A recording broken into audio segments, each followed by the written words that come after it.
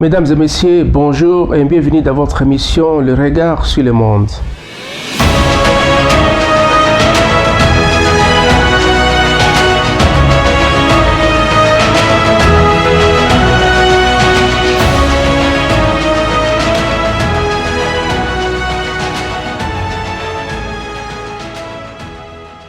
Au sommaire de cette édition, l'Association canadienne-française de l'Alberta, en abrégé ACFA, a une nouvelle présidente à la personne de Madame Sheila Risper. Élection fédérale canadienne 2019, Justin Trudeau reconduit. Quelles leçons en tirer? Prix Nobel de la paix 2019. L'Afrique encore une fois honorée à la personne du Premier ministre éthiopien Abiy Ahmed.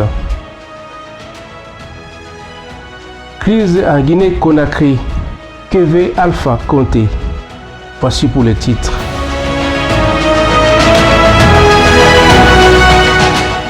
Encore une fois, bonjour. Les 18 et 19 octobre 2019 s'est tenu à Calgary, à l'Université de Calgary, le congrès annuel 2019 de l'Association canadienne-française de l'Alberta, ACFA en sigle. Pour ceux qui ne le savent pas, l'ACFA, c'est l'organisme porte-parole de la francophonie albertaine. Et c'est au cours de ce congrès que Mme Sheila a été proclamée vainqueur de l'élection pour devenir la prochaine présidente de l'ACFA. Donc elle a remplacé M. Marc Annal. Mais qu'est retenu de ces élections? Je crois que lors de ce mot de circonstance, elle a été beaucoup plus claire en disant que c'est avec humilité qu'elle prenait ses fonctions et qu'elle allait travailler pour la transparence, la diversité et surtout le respect. Parce que je pense que le grand enjeu pour elle, c'est qu'elle doit travailler pour l'inclusion et surtout la diversité au sein de cette francophonie. En fait, que cette francophonie ressemble bien à la diversité qui est devenue la francophonie albertaine. Mais aussi, un autre aspect, c'est au niveau du bilinguisme. Comment faire pour les habitants, comment faire pour les gens qui habitent une province où l'anglais est majoritaire?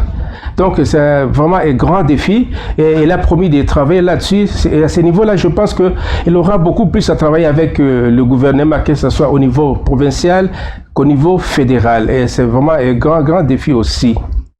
Et je crois qu'avec une telle vision, nous ne pouvons que lui souhaiter une bonne continuité et aussi demander à tous les francophones d'ici de soutenir cette vision pour qu'ensemble nous puissions travailler pour faire de cette francophonie une francophonie vraiment plurielle et inclusive. Les Canadiens nous ont confié la responsabilité de continuer à gouverner.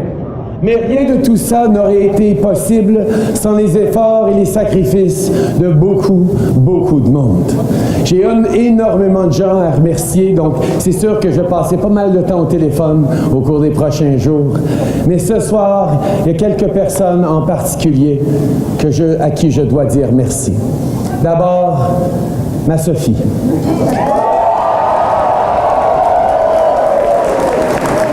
On a commencé cette aventure politique ensemble il y a plus de 10 ans parce qu'on croyait en un avenir meilleur, parce qu'on savait que ça valait la peine de se battre pour un Canada plus fort et plus prospère. Sophie, je suis tellement chanceux de t'avoir à mes côtés. Merci. Je t'aime. Merci mon amour, je t'aime. À mes enfants, Xavier, Ella Grace et Adrien, à tous les jours, qui font dodo là maintenant, à tous les jours, vous m'inspirez à faire plus et à faire mieux. Et tout ce que je fais, je le fais pour vous et votre génération.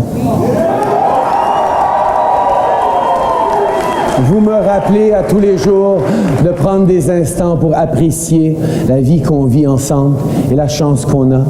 Et de tous les rôles que j'assume, être votre papa, c'est celui que je préfère. Je vous aime tellement.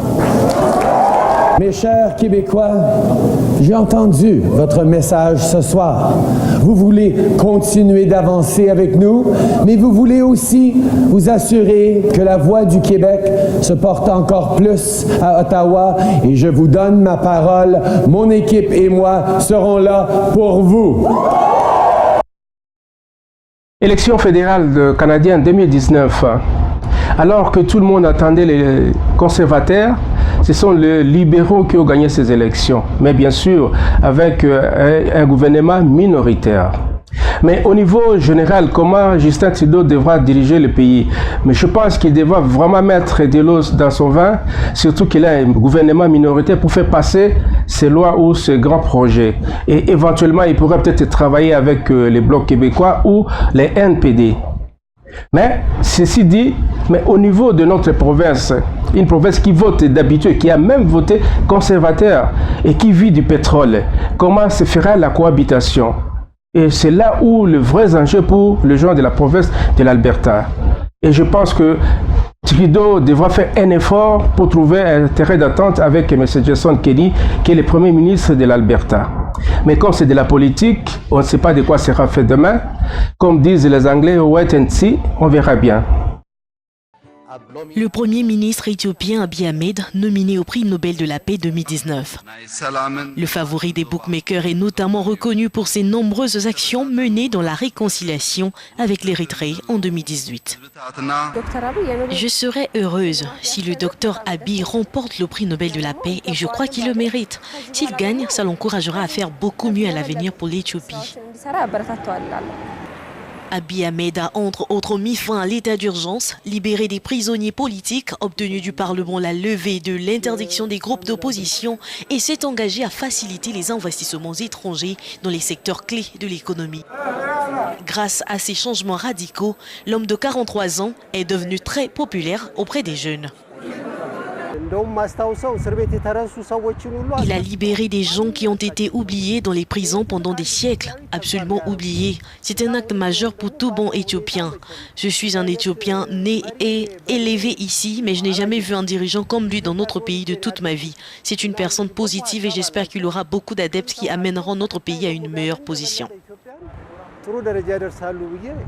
Abiy Ahmed a pris ses fonctions de Premier ministre en avril 2018. Et depuis, il pousse l'Éthiopie vers de nouvelles libertés démocratiques et tente d'ouvrir le pays au monde extérieur après des décennies d'isolement obsédé par la sécurité.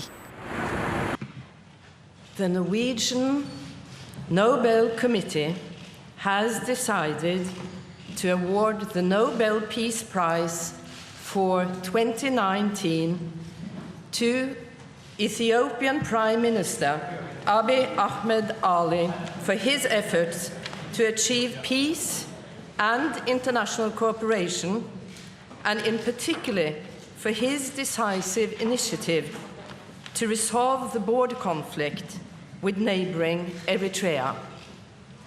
The prize is also meant to recognize the stakeholders working for peace and reconciliation in Ethiopia and in the East and Northeast African regions.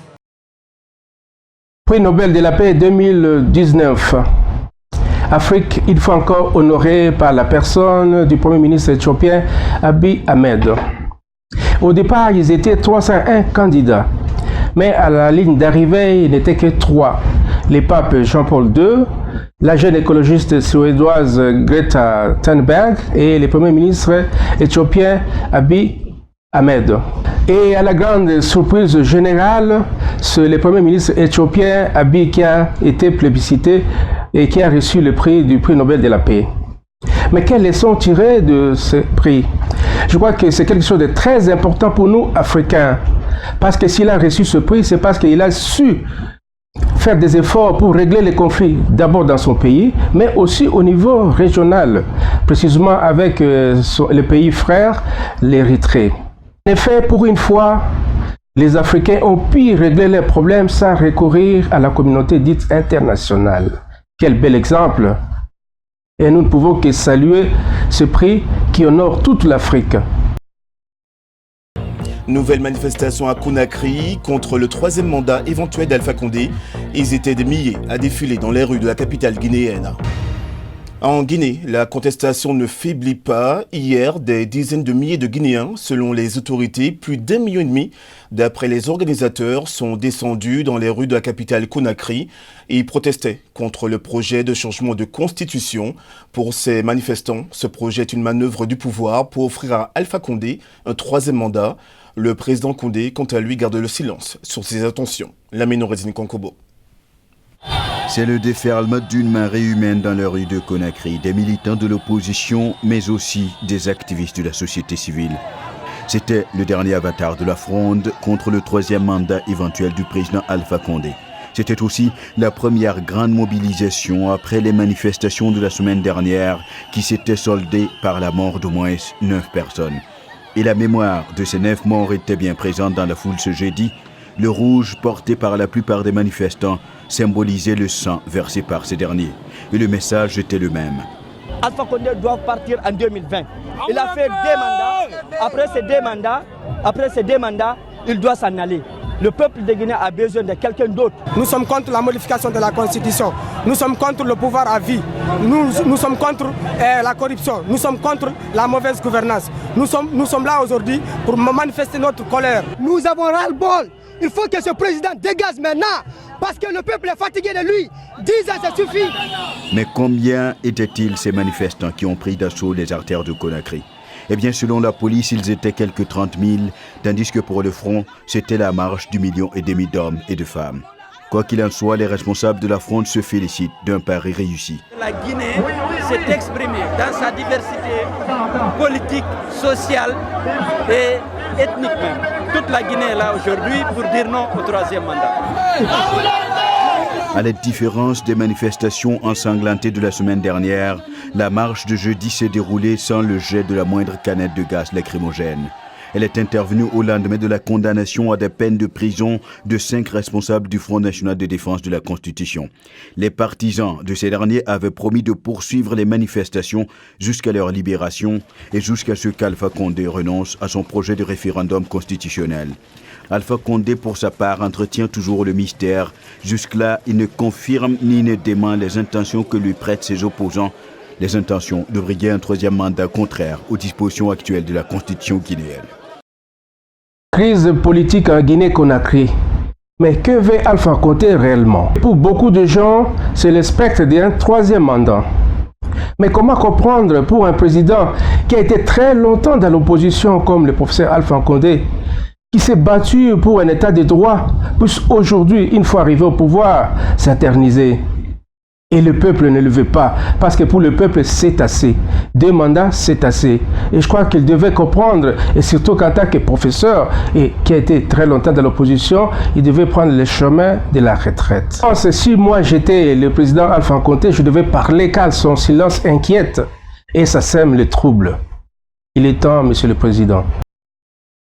Nous ne serions terminé cette émission sans avoir une pensée pour nos frères camerounais d'ici et surtout ceux qui sont au pays à Bafoussam, qui ont été victimes de ce glissement de terrain qui a eu lieu le 29 octobre dernier. Malheureusement, c'est sur cette note triste que nous allons devoir terminer notre émission et le rendez-vous est pris pour fin novembre prochain. Et si vous avez vraiment aimé cette émission, n'hésitez pas de la partager et surtout, n'hésitez pas d'aimer nos pages sur Instagram, Facebook et YouTube. Portez-vous bien. Merci.